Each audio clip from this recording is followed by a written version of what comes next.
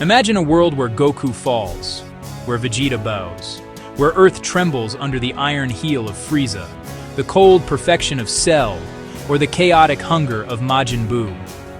What would life be like if Dragon Ball Z's most terrifying villains actually won? This isn't just a fan theory. This is a deep dive into the darkest timelines. Timelines where the heroes never rose again, where evil triumphed, and where the universe was reshaped in ways no one could ever imagine. What if the heroes lost? What if the universe wasn't saved? For decades, we've watched every villain fall, one after another. But what if their victories were permanent? What if Goku never returned from the afterlife to save the day? What if Vegeta never broke free from pride or control? What if Gohan never unleashed his hidden power? You know the battles, you know the victories, but in another reality, the villains won. What would Earth look like if Frieza established his empire? If Cell perfected himself? If Majin Buu consumed all life? Today we pull back the curtain on those alternate endings and reveal the devastating implications for everyone. For Earth, for the heroes, and for the entire universe. Welcome to the darkest stories Dragon Ball Z never told. In this timeline, Frieza defeats Goku on Namek. No Super Saiyan, no last-minute escape, no miracle. Namek explodes, but Frieza survives, scarred, furious, and more determined than ever to crush the Saiyan spirit from the universe. Earth becomes his next target. Without Goku's return, the Z fighters stand divided and outmatched. Vegeta, already broken by his past servitude, chooses survival over pride. He kneels. Piccolo attempts a final stand but is vaporized instantly. Krillin and Teen are hunted down as examples to the rest of humanity. Gohan is taken, spared only because Frieza senses latent potential. Potential he plans to mold. And Earth. Earth becomes a desolate mining colony, its oceans drained, its forests scorched. Mountains carved open into colossal open-pit mines stretching for miles. Alien overseers enslave humanity, forcing them to unearth rare minerals and energy sources to feed Frieza's expanding empire. This isn't simply conquest, it's humiliation. Frieza takes pleasure in reminding Earth of the monkey who failed to save them. Statues of Frieza line once bustling cities. Human populations shrink as labor demands increase, and resistance becomes impossible under constant surveillance. And the universal balance of power shattered. With the Saiyans extinguished, no Namekian Dragon Balls, and no God of Earth capable of intervening, Frieza expands his domain across galaxies. Planet after planet falls. Entire civilizations disappear. Trade routes collapse. Lawlessness spreads.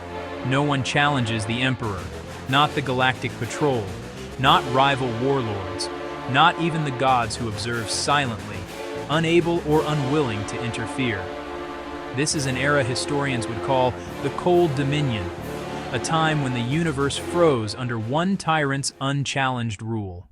In another reality, Goku survives the heart virus, but never reaches full strength. The androids awaken early, stronger, and far more ruthless than expected.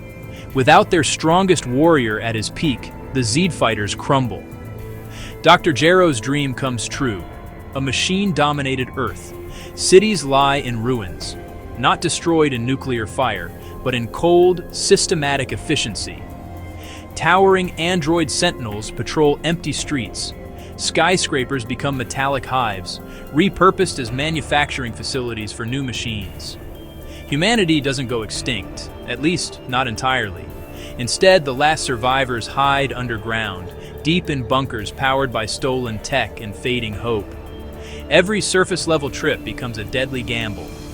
The androids roam constantly, scanning for any biological life to eliminate or capture for experimentation.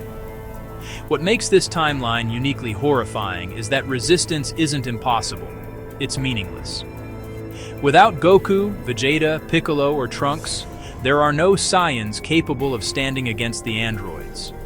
The Saiyan bloodline ends quietly, powerless, remembered only in whispered stories told in the dark by frightened survivors.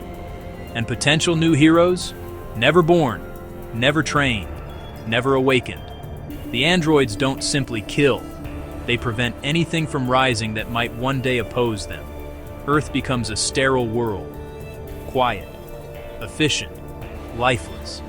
The perfect monument to Dr. Jiro's hatred. And as decades pass, humanity dwindles to isolated pockets too small to rebuild. The world waits not for salvation, but for the inevitable moment when the androids find the last bunker and complete their master's grim vision. In this dark timeline, Cell achieves his perfect form, but the Z-Fighters fail to stop him. No Gohan transformation, no last-minute Kamehameha, just a single absolute truth: Cell wins. But unlike other villains, Cell doesn't want a kingdom. He doesn't want domination, he wants entertainment. Earth becomes his arena. The Cell games never end. Imagine generations forced to live in fear of a monster who can appear anywhere, anytime, hunting for new challenges, new DNA, new thrills.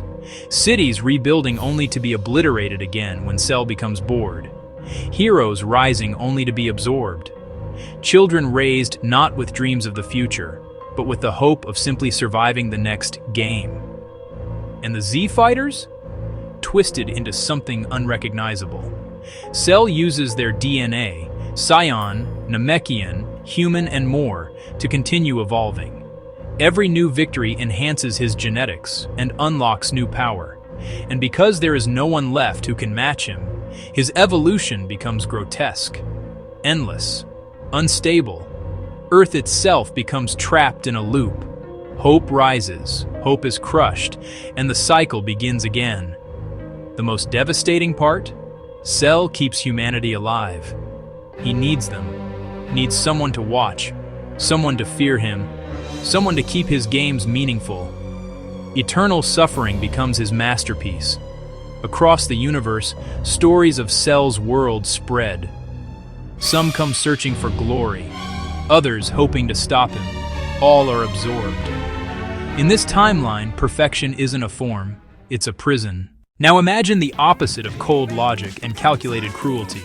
Imagine a pink, bouncing, childlike god of destruction with unlimited power and zero restraint. Majin Buu wins. Earth transforms into something beyond comprehension. Mountains become chocolate. Rivers flow with syrup.